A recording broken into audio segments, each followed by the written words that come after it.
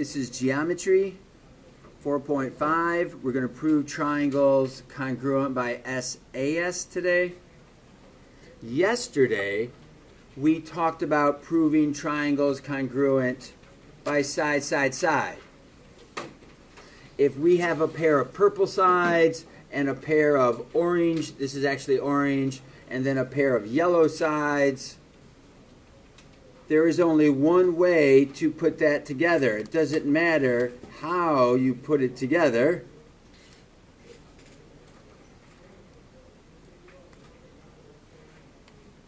When you do that, and in this case I have to flip it around, those are going to be exactly congruent. So as long as you have three sides, you have a pair of corresponding sides, and corresponding sides, that's going to make the triangles congruent every single time. Just knowing the sides are the same required the angles to be the same. Well, today we're going to do it a little bit differently. Today we're just going to take two sides and the angle in between. If the angle in between was different, you can see that the triangles being drawn here would be different. This would be a really big long side. This would be a much shorter side.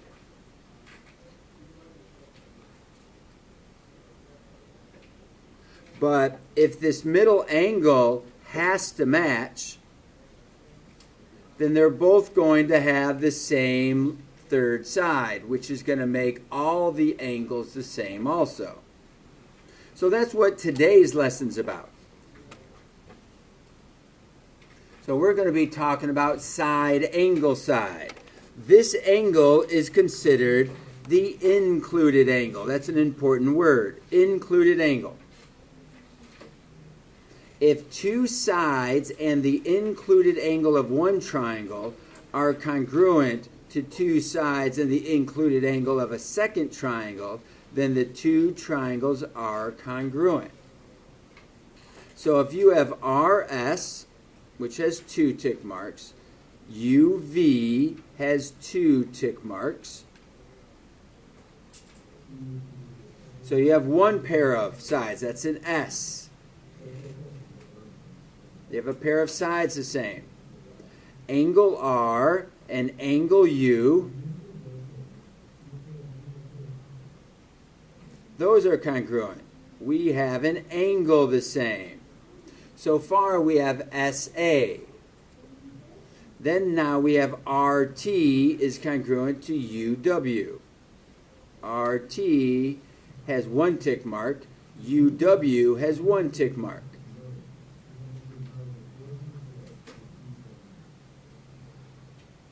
So that is your final bit of information that we know. If you have two sides that match my two sides, and the angle in between those sides is the same as mine, then the triangles we've made have to be congruent. Angle R, or this is triangle RST. When we named it in this order, RST, R to S was up the two ticker and then down this blank side.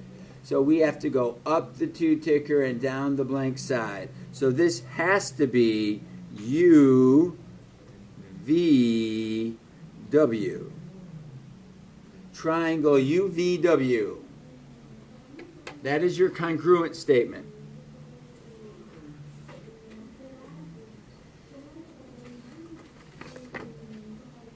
So we'll flip this over and we'll talk about included angles. So here's your figure. We have GH. I'll draw in that segment GH. Then HI.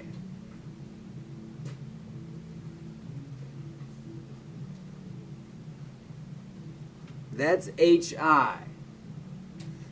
Now, if we put in the rest of the lines, maybe with just dashes, just to show you that they're there, what is considered the included angle between the two sides that we're talking about? What is the angle in between those two segments? What is the angle being formed by those two segments? And this would be angle H. It's okay to use one letter because there is only one angle happening at H.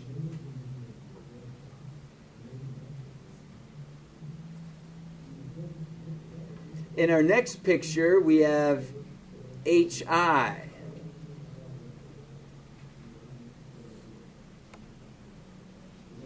Then we're going to work with IG.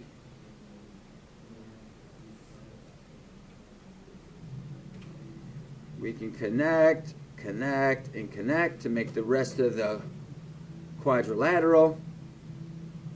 But if we're highlighting these two segments, what is the included angle? What is the angle in between those two segments? What's the angle being formed by those two segments? We could call it angle I if it didn't have another spot that could be angle I. So the appropriate way to name this one would be HIG. It needs 3 letters to name the angle because you have 2 different angles occurring here at I.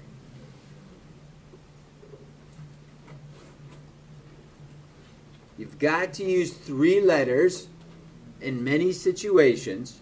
Sometimes you can get away with 1, but if you get confused by that, just always use 3. Let's try this last one. GI.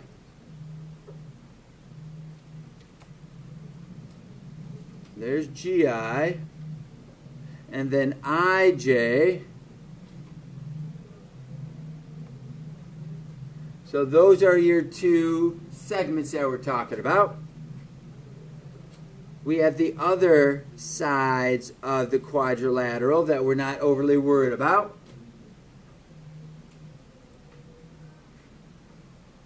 What is the angle that's considered included?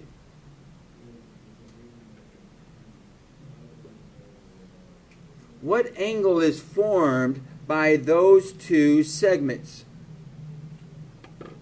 We cannot just call it I because we have I kind of happening on both sides. So we're going to have to call this GIJ. Angle GIJ. That's considered the included angle. Between those 2 segments, that's the included angle.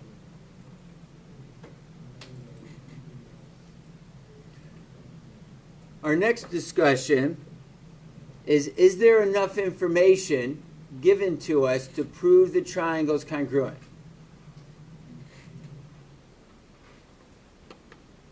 By SAS, side, angle, side. Do we have 2 sides in the included angle of one triangle and also have 2 sides in the included angle of a second triangle? Do they match?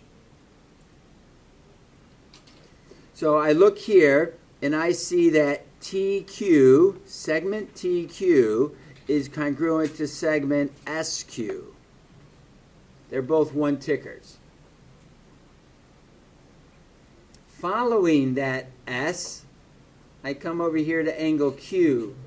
So I have to name it TQP because I got too many things happening at Q. So angle TQP is congruent to angle SQR.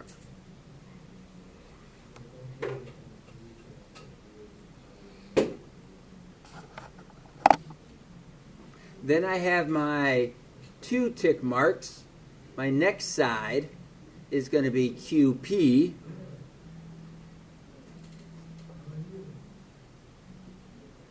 And that's going to be congruent to the 2 tick mark over here, QR.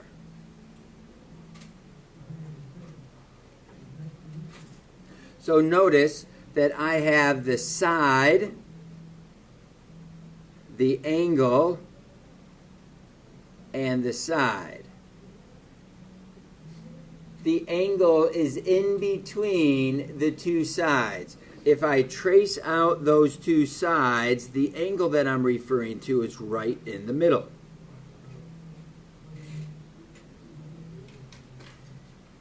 Is the included angle.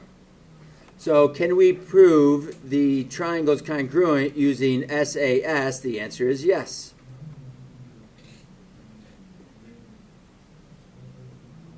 Let's look at this next figure. This one has a pair of sides. NK has 1 tick mark. That's going to be congruent to LK. The other bit of information I know for sure is that JK is congruent to MK.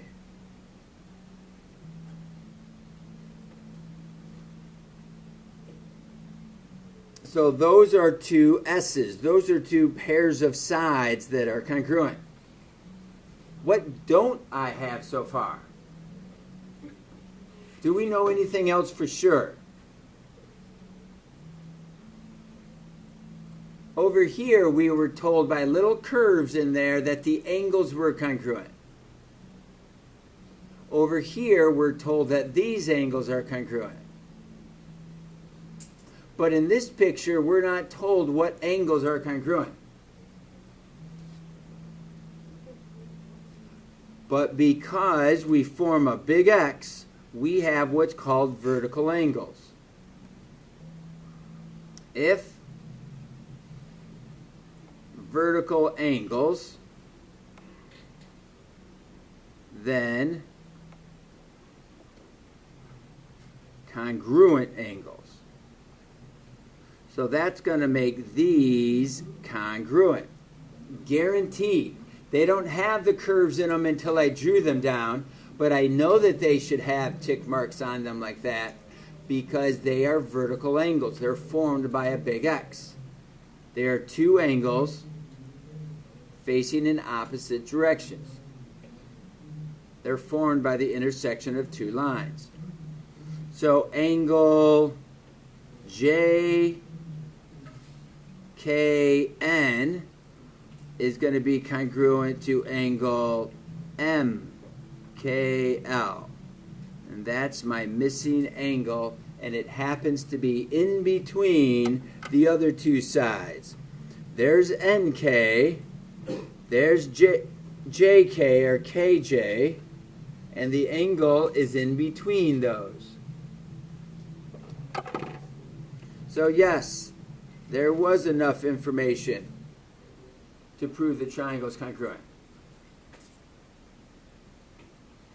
Now this one gets a little tricky. This one looks like it's going to work. We have WY has 1 tick mark. ZY has 1 tick mark. So those segments are supposed to be congruent. This angle here, WYX, is going to be congruent to ZXY.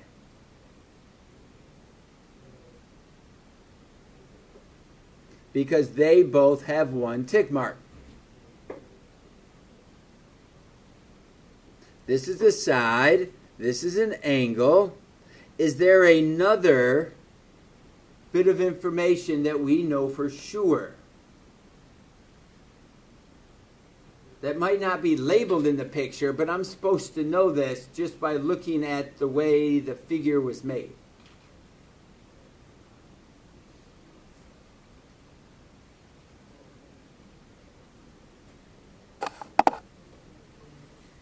And here, the side that this triangle is sharing with that triangle, we know that that has to be congruent. So XY is going to be congruent to YX. So this looks like we have side, angle, side.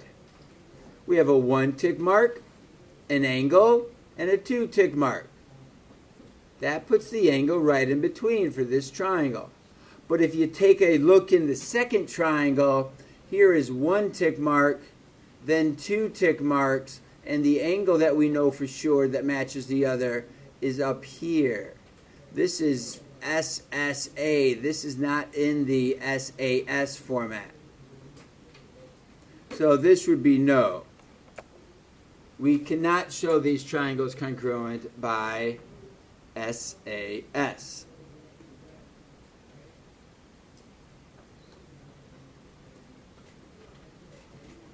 Okay, another type of question that we like to ask. State the third congruence. What is the third congruence? Now, we might not know it's congruent, but we know it needs to be congruent. That must be in order for the triangles to be congruent. What is the third piece that we wish we knew? Here, we want to prove the triangles congruent by side, side, side. So we're going to have triangle ABC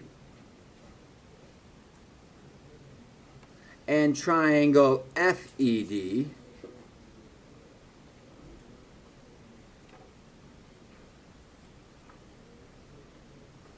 That's the triangles that they told us have to be congruent to each other. So I drew those triangles out. So I could come over here and make the appropriate tick marks. AB will put 1 tick mark on it. With FE, we'll have the same number of tick marks on it. AC needs a different number of tick marks, and FD has to match it. AC has 2 tick marks, FD has 2 tick marks. So what is the third bit of congruence that we need to know is congruent?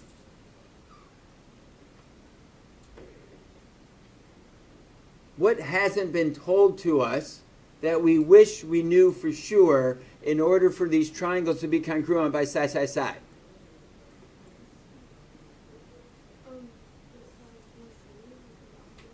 The bottom side, BC, would have to be congruent to side ED. Of course. That's the third bit of congruence that we were not told originally. You have to pay attention to the method that they're looking for. They're looking for a missing side. We knew 2 sides. We were looking for a third side. It was pretty straightforward. Over here, I would suggest to draw out those triangles again.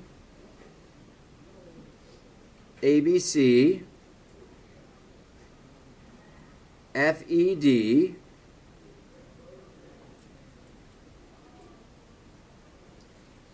label the information you know for sure.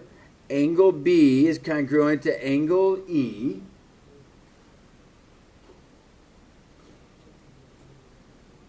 And we also know that AB is congruent to FE. That's all the information that they tell us.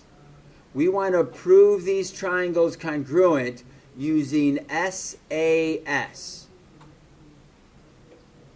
This is a little bit more complicated.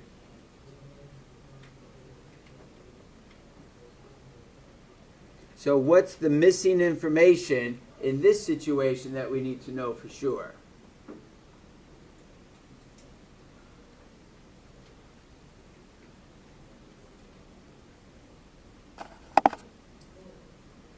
So since we have a side, an angle, we need this side. We need side BC to be congruent to side, angle, side. So it's got to be ED. So that would be the third bit of congruence that would be needed for us to have 2 angles. Actually, 2 sides. 2 sides and the included angle. The angle they gave us was E. So it has to be the 2 sides that go around that angle. Okay, we'll come down to our proof. We talked about midpoint yesterday. B is the midpoint of AC. Let's see. I'm sorry. Is the midpoint of AE. B is the midpoint of AE. So that means those two segments are going to be congruent to each other. We also, they have to tell us this. We don't know it for sure. But B is the midpoint of CD. So we know those two have to be congruent, because if it's a midpoint of the big segment, then it cuts the big segment into two congruent parts. Now we're looking for something else. Is there any reason we know the third sides match? They're not reflexive. There's no other reason. There's no midpoint to make these two sides the same. But I do have a big X. I do have vertical angles. So I'm going to be able to prove this triangle congruent by side, angle, side. So that's my plan. You always want to create a plan before you do your proof. So let's come on down and write our given information. B is the midpoint of AE. And we also know that B is the midpoint of CD. That is our given information.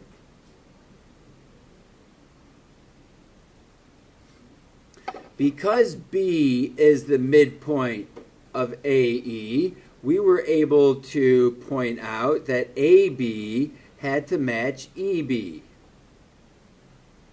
If a point is a midpoint,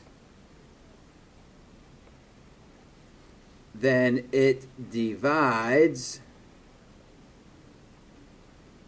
a segment into two congruent parts. We could shorten that up. You could say if midpoint, then two congruent segments or two congruent parts. But that's about your most detailed reason you could give for a midpoint. I did a little abbreviations with the letters, but with the words itself. Now, notice that they chose, now listen to this, they chose to write two separate statements for the two separate givens. You might see in some situations where they combine these two statements into one statement because the reasons match. But it looks like they want us to talk about another midpoint and another two segments that are congruent. Well, that would have been the other piece of the given. That would be DB is congruent to CB.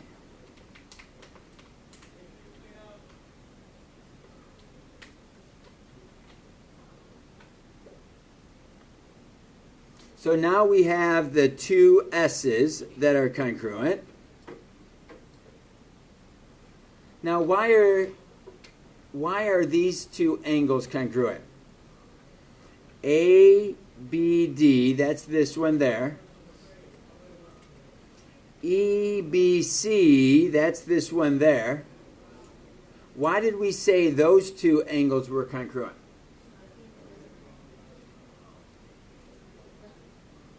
If vertical angles, then congruent angles. We will never use the side, side, side to prove these different parts. Side, side, side only goes with triangles. But in this case, we actually did it side, angle, side. Side, angle, side of one triangle has to be congruent to side, angle, side of another triangle. And that's what we have. Side, angle, side congruence.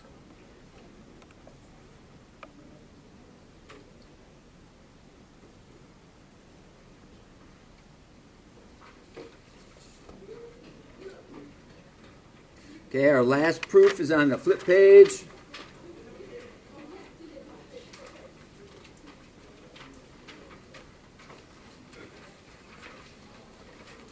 Now notice, in this case, they're telling us that we have two sides that are parallel to each other.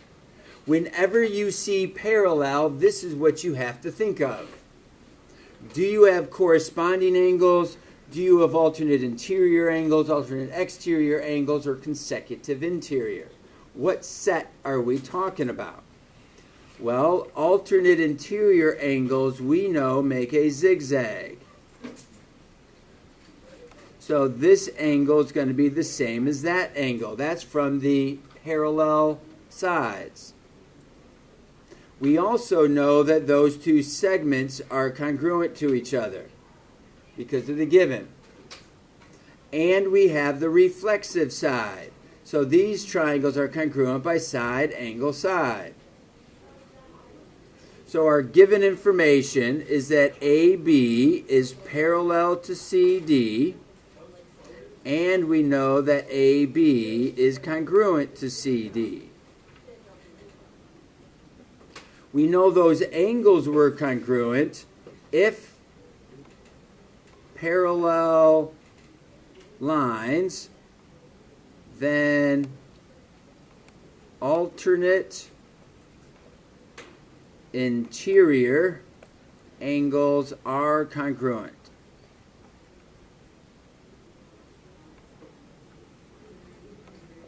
Remember, if has to come earlier. If parallel lines, yes, I know the lines are parallel.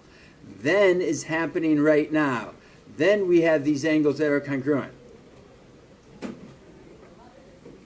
The CB is congruent to CB. I would probably switch those letters around and call it BC because of the order of how it's drawn. But this is called reflexive POC. What you're trying to prove always goes last.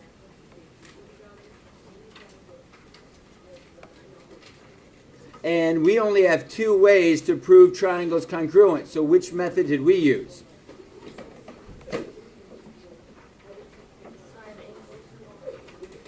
SAS, side angle side congruence.